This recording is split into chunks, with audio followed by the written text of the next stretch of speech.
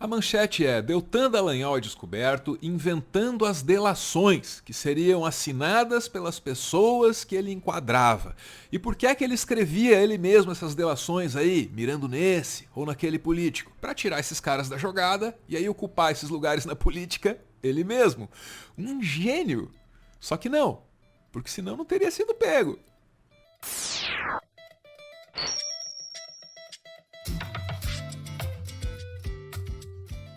Se a Lava Jato tivesse sido um desenho animado, seria o Pink e o Cérebro. Lembra desse aí?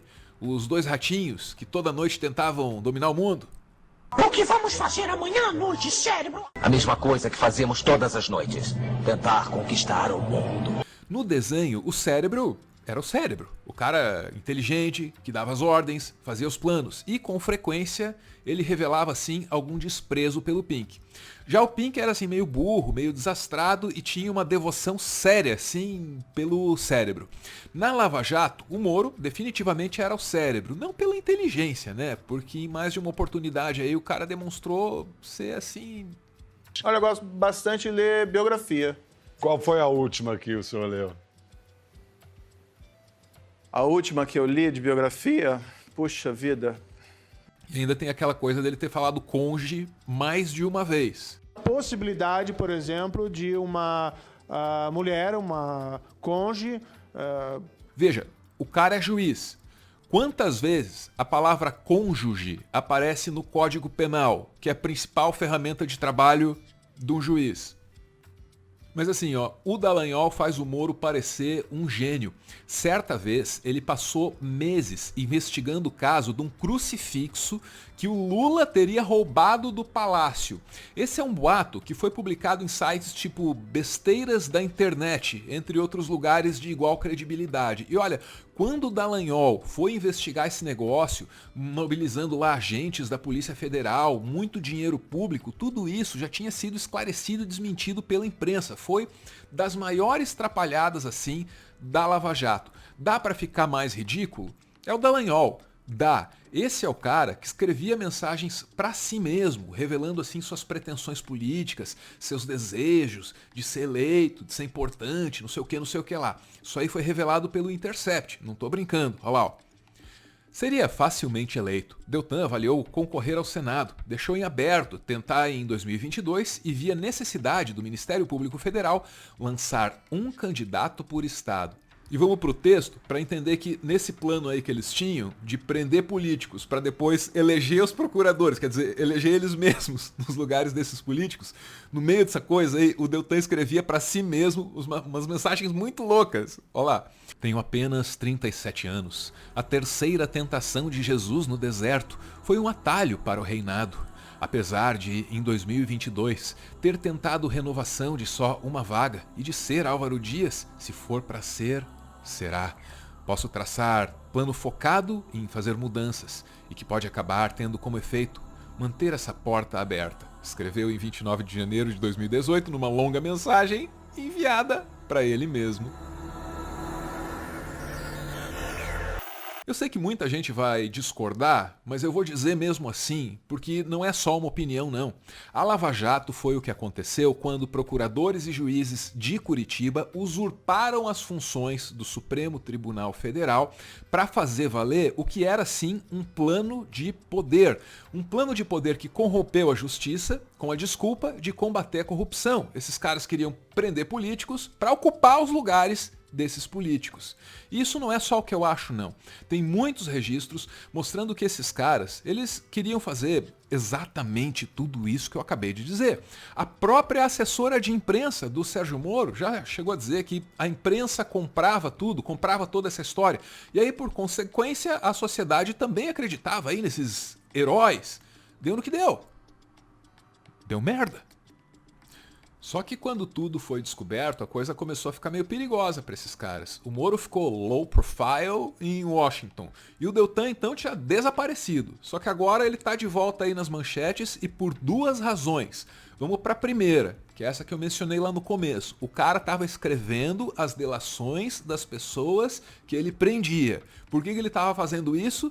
Para enquadrar esse ou aquele político. Por quê? Porque ele e os colegas dele queriam se eleger, um por estado, lembra? exclusivo. Dallagnol escreveu parte da delação de Barusco e incluiu o PT por fins políticos. Eu recomendo a leitura. Aqui eu só vou te dizer que pegaram ele batendo um papo lá com outro procurador, brother dele, chamado Taíde Ribeiro. Olha, primeiro que o cara no meio da conspiração aí diz abaixo a República, kkk. E depois diz que dá para escrever a delação para ver como fica. E ainda mete outra risadinha. Esse é o nível desses caras. Só para você entender, o Barusco era um executivo lá da Petrobras. O Deltan pegou esse cara, aí inventou em nome dele uma delação que implicava lá determinadas lideranças do PT. Porque sim, né?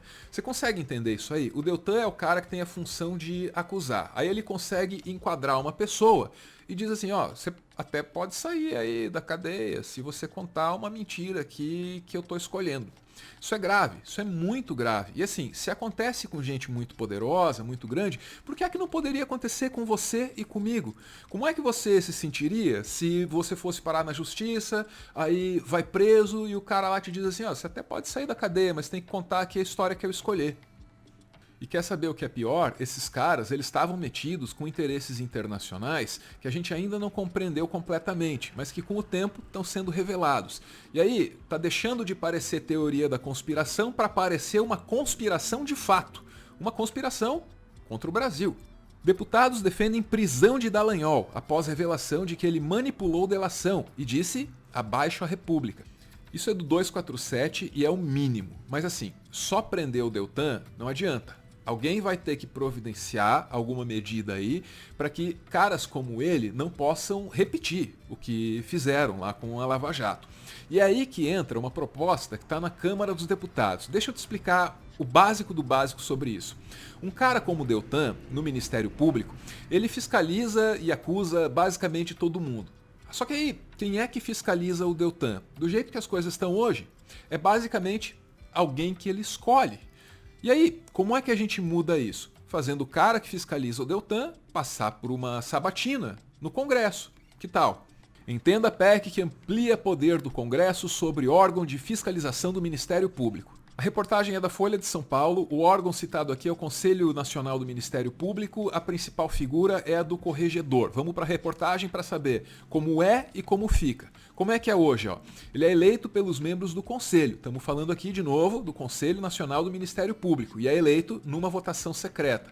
Aí como é que vai ficar? Olha lá, ó, vai passar pelo Congresso, mas vai ter que ser um cara do Ministério Público mesmo assim. E agora vamos voltar para a Folha de São Paulo para ler primeiro um resumo dos argumentos a favor dessa proposta. O projeto original, assinado pelo deputado Paulo Teixeira do PT, afirmava que as alterações visam assegurar que o Conselho Nacional do Ministério Público consiga ampliar a sua eficácia, eliminando sensação de corporativismo e impunidade em relação aos membros do Ministério Público. O presidente da Câmara, Arthur Lira, diz que a PEC se propõe a aumentar a participação da sociedade no Conselho Nacional do Ministério Público, que, segundo ele, não pune devidamente membros que cometem desvios. Pois é, o Deltan continua por aí, né? Mas vamos para os argumentos contra a proposta, vai. Associações formadas por membros do Ministério Público consideram que a PEC é um ataque grave à independência do órgão, princípio garantido pela Constituição. A autonomia estaria particularmente ameaçada pela indicação do Corregedor Nacional pelo Congresso e pela possibilidade de revisão de atos do Conselho. Procuradores também argumentam que a PEC desfigura a paridade entre o Conselho Nacional do Ministério Público e o Conselho Nacional de Justiça, ferindo a simetria constitucional entre Judiciário e Ministério Público. E tá aqui a segunda razão pela qual o Deltan tá nas manchetes de novo, é que ele publicou videozinho contra essa proposta. É claro que ele é contra essa proposta.